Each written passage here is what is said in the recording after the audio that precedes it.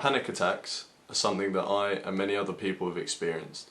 It's defined as a sudden and overwhelming feeling of acute and disabling anxiety. However, it's much more than this. There's a huge feeling of overwhelming fear and a lack of control in the current moment. It's like so much is happening, but you can't escape that one moment. And it's something that I wish I had known how to deal with at the time, and hopefully this video will give you a few tips to deal with them. Panic attacks are well known and well spoken about, but they're not fully understood. There's more known symptoms such as a shortness of breath or a panicking or a trembling feeling, but there's also other symptoms that you might not be able to spot or you might not have considered in the past. For example, you start sweating, your heart starts racing, you might not be able to speak properly, and it's these things that you need to look out for when someone might be having a panic attack. Naturally, it's something that is extremely beneficial to know about and be educated about, whether you're experiencing them yourself or if someone around you is experiencing it. Trying to understand what might be causing it and different ways to deal with it is extremely important, and hopefully I can bring that to you. So understanding what your body is going through is extremely important when it comes to things like anxiety, because of that complete feeling of unknown and uncertainty. It's important to focus on what you do know. And when you believe you're having a panic attack, you need to think, am I experiencing this shortness of breath? Am I experiencing the high heart rate? I started sweating, and often there's no direct cause.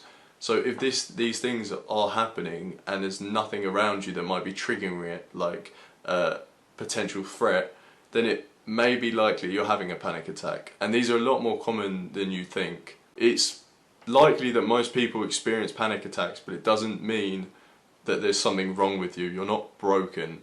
It just means that in that moment you felt a lot of fear and your body became so physically activated because it felt the need to deal with it, but you're not releasing that energy and there is no direct threat, so it can feel extremely overwhelming and scary. I remember when I had them myself, half of the fear that I was experiencing in the moment is what is going on with my body. Like, I did not understand what was happening, and it wasn't until I got educated and when I started to learn to deal with it was when I understood.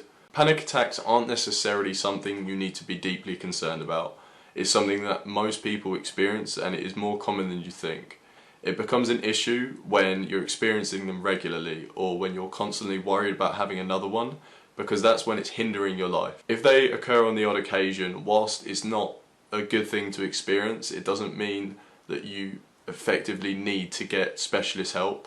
It's important to appreciate why you're feeling what you're feeling and then maybe deal with that direct cause. There are a few things that you can do when you're experiencing a panic attack, but it's also important to appreciate that you can't always fight fully your reactions. You can't expect to have a panic attack and then it goes. You have to accept that you are having a panic attack, and that means that you are very scared and you're going to experience these symptoms, and it's something you gradually want to try and reduce and try and calm down. You can't expect yourself to just turn off. Panic attacks are often caused by an overwhelming feeling of lack of control, of your future, of the things around you, of the person you are. So naturally, to sort of counter this feeling, you want to focus on the things you can control, and this is when you start to gradually calm yourself down and deal with the panic attack. So I will leave links in the description below naturally, because not everything I talk about is going to help you specifically, but these are the things that helped me, and I think it can help a lot of people. But there is so much advice out there about panic attacks, and it's so important to be educated. So for example, breathing techniques are very helpful. When you are having a panic attack, your breath gets very short and your heart begins to race, and it's overwhelming.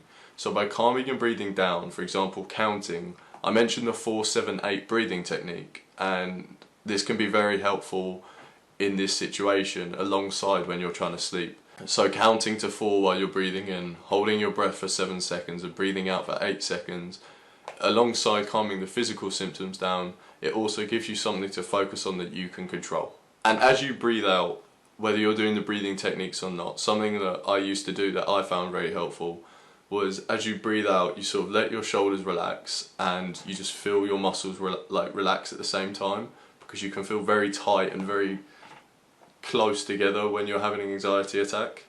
I don't know if that's a great way to phrase it, but that's how it can feel.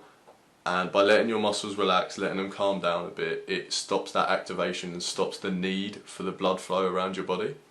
Something I used to do that I found very beneficial was focus on my senses, because during a panic attack it's very overwhelming and you feel like so much is going on. It's like everything just rushing around, and by focusing on a sense that you can control is really helpful. So what I used to do, I used to get my finger and thumb and just lightly squeeze at first and then gradually start squeezing a little bit harder, and I would try and focus all my energy on just on that feeling, and then that stops you focusing on the racing heart or the sweating or the temperature that you feel, and all you do is just focus on that, and eventually over time it calms you down and it sort of centers you on that one feeling.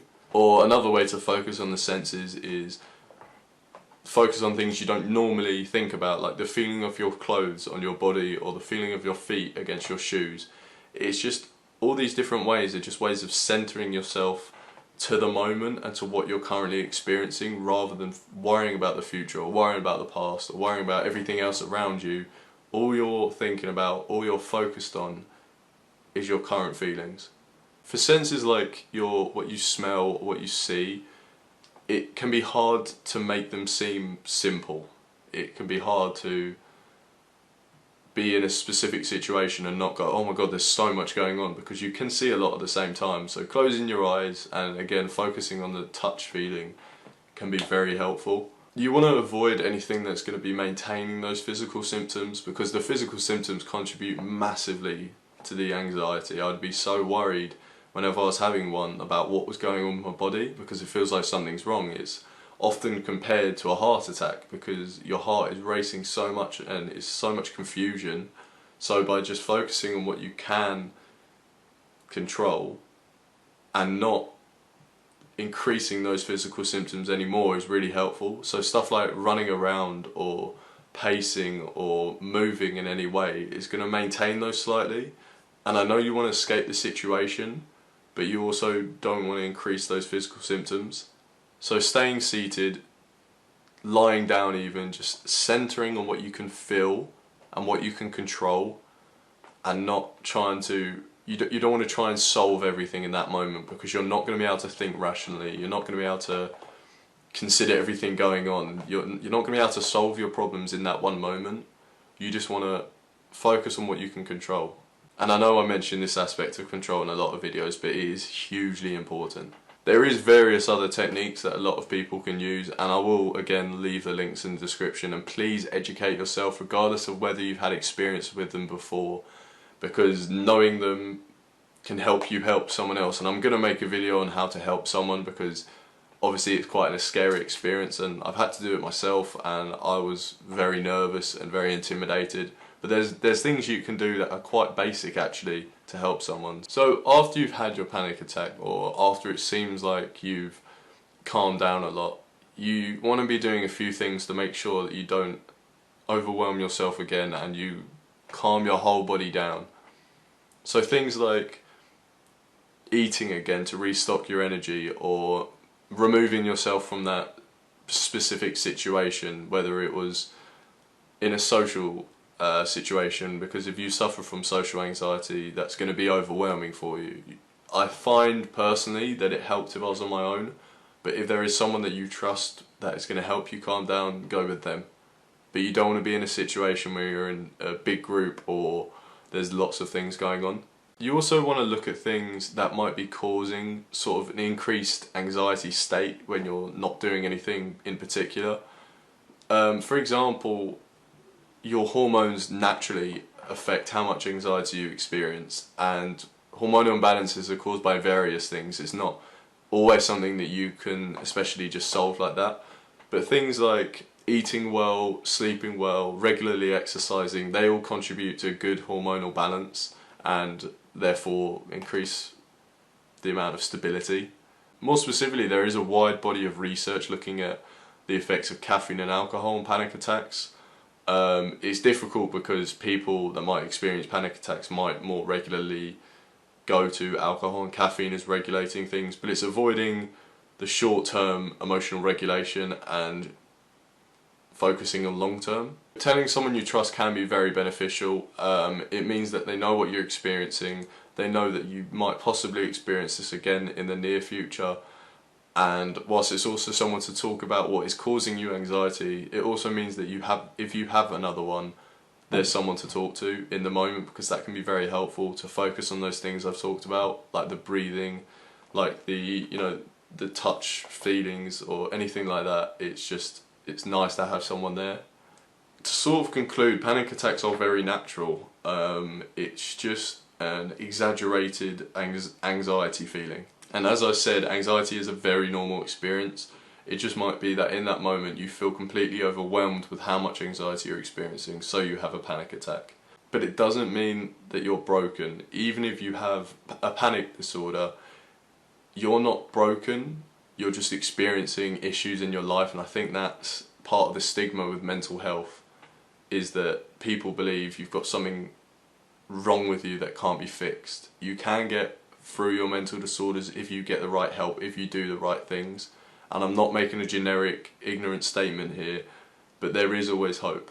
The moment you label yourself with an issue is when it's going to get a whole lot worse. So if you have a panic attack, don't be deeply concerned, assess why you might have had it, try and do these things that can help your hormonal imbalance, and then reassess if it does happen again. But as I've said in the last few videos, there's so many things that can cause us anxiety at the moment, so don't worry if you are getting worried. And reach out to people around you as well, because it is very common, and I'd imagine that a lot of people around me have had panic attacks and I haven't known about it. So reach out to people and talk to your friends if you've had one. I hope you've enjoyed the video. I know it's quite a serious one, but I think it's something that needs to be spoken about, and it's something that I'm planning on speaking about much more in the future, because it was a large part of my mental health experience.